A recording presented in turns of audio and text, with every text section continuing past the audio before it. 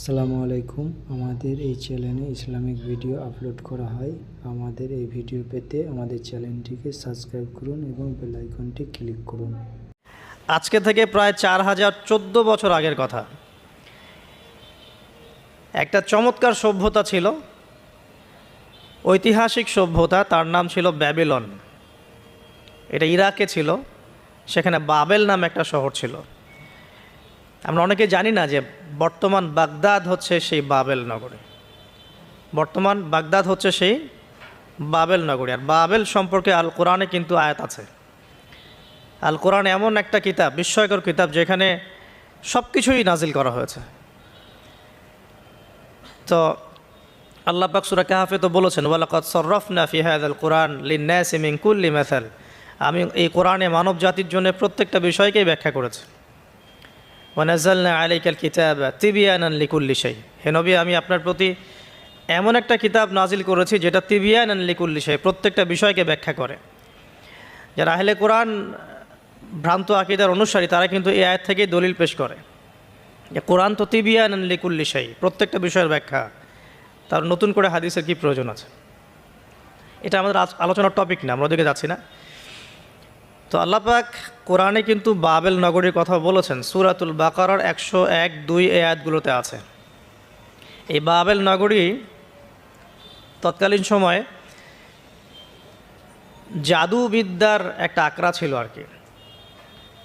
এর আগে আমরা জানি সুলাইমান আলাইহিস সালামের সময় ওই হারুত আর মারুত দুজন ফেরেশতাকে দিয়ে মানুষকে পরীক্ষা করা হয়েছিল। এই ঘটনাটা সূরা বাকারার 101-2 এই আয়াতগুলোর মধ্যে আছে, দেখে নিয়েন। আমি রেফারেন্সগুলো বলে দিলাম। তো এখানে এই বাবেল নগরীর কথাটা আছে, ঠিক আছে? তো এই নগরীতে প্রায় 4014 বছর আগে একটা ফুটফুটে সুন্দর শিশু জন্ম নেয় আর কি। দেখতে খুবই সুন্দর, অমায়িক, দেখলেই মানে মন কেড়ে নেওয়ার মতো সুন্দর। এমন কিছু বাচ্চা থাকে কিন্তু দেখলে আদর করতে ইচ্ছা করে, মন কেড়ে নেওয়ার মতো, ইউনিক, সবার চেয়ে আলাদা। এবং জন্ম নিয়েছে সে এমন একটা পরিবারে, যেই পরিবার তৎকালীন সময়কার যে জালেম শাসক নমরুদ, তার প্রধান পুরোহিত, তার নাম আজার। তৎকালীন বাবেলের শাসনকর্তার নাম হচ্ছে নমরুদ এবং তার প্রধান পুরোহিতের নাম আজার। তার ঘরেই জন্ম নিয়েছেন এই তাওহীদের শেকর ইব্রাহিম আলাইহিস সালাম। আল্লাহ পাকের কি মানে আল্লাহ পাক কী না করতে পারেন আসলে। যেখানেই আবু জেহেল, সেখানেই মুহাম্মদ সাল্লাল্লাহু আলাইহি ওয়াসাল্লামের জন্ম হয়।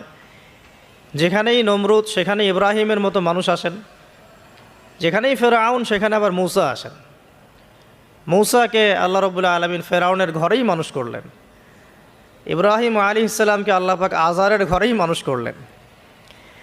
আজকেও আমরা দেখি এরকম সিটি অফ আখিরুজ্জামানে কিছু কিছু দিনী বোন চেহারা না দেখানোর জন্য আন্দোলন করছে। চিন্তা করতে পারেন, যেখানে যত বেশি জাহেলিয়াত, সেখানে তত পাক্কা মুসল্লি জন্ম নেবে, মুমিন জন্ম নেবে ইনশাআল্লাহ। যেখানে যত বেশি জাহেলিয়াত, সেখানে তত শক্তিশালী মুমিনদের জন্ম হবে ইনশাআল্লাহ। তো এখন তৎকালীন নমরুদ যে সভ্যতার অধিবাসী ছিল, এই সভ্যতাটাকে আমরা বলি কালাডীয় সভ্যতা। এটাকে কালাদীয় সভ্যতা বলা হয়। এটা মূলত জাদুর জন্য একটু বিখ্যাত ছিল, যেটা রেফারেন্স আমি দিলাম সুলাইমান আলাইহিস সালামের যুগ থেকে। এখানে আজারের ঘরে জন্ম নিয়েছেন আমাদের নবীগণের পিতা, মুসলিম জাতির পিতা ইব্রাহিম আলাইহিস সালাম। সুবহানাল্লাহ। বলা বাহুল্য যে নমরুদ কিন্তু 400 বছর বেঁচে ছিল এবং 400 বছর হায়াত পাওয়ার পরে সে মনে করছিল যে সে কখনো মারা যাবে না। এরপরেই সে নিজেকে খোদা দাবি করা শুরু করেছে আর কি। এই বাচ্চা ছেলেটা বড় হতে লাগলো। যারা সমাজকে পরিবর্তন করে, তারা কিন্তু সমাজের স্রোতে গা ভাসায় না। নবী সাল্লাল্লাহু আলাইহি ওয়াসাল্লামের জন্মটা একটু মিলাই এটার সাথে। আমাদের নবীও ঠিক এরকমই একটা সমাজে জন্ম নিয়েছেন।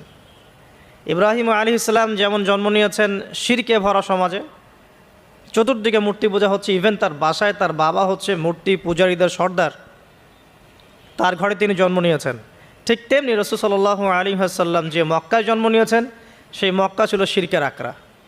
সেখানে লাত, উজ্জা, হবল, মানাতের পূজা হতো, সুদ ছিল, জিনা ছিল, ব্যভিচার ছিল, মাদক ছিল, গোত্রীয় হানাহানি ছিল, নারীর অবমাননা ছিল। এরকম আইয়ামে জাহিলিয়াতেও নবী সাল্লাল্লাহু আলাইহি ওয়াসাল্লাম জন্ম নিয়েছেন। নবী সাল্লাল্লাহু আলাইহি ওয়াসাল্লাম, ইব্রাহিম আলাইহিস সালাম, দুজনের চেহারাও একরকম ছিল, দুজনের চেহারার গঠনটাও একরকম ছিল, দেহের গঠনও একরকম ছিল। মেরাজের রাতে নবী সাল্লাল্লাহু আলাইহি ওয়াসাল্লাম দেখে এসেছিলেন যে ইনি কে, যাকে দেখতে হুবহু আমার মতো লাগছে। জিবরাইল আলাইহিস সালাম বলেছেন, ইনি আপনার পিতা ইব্রাহিম আলাইহিস সালাম। সুবহানাল্লাহ। আমাদের ভিডিও যদি আপনাদের ভালো লাগে তাহলে কমেন্ট, শেয়ার এবং লাইক করুন।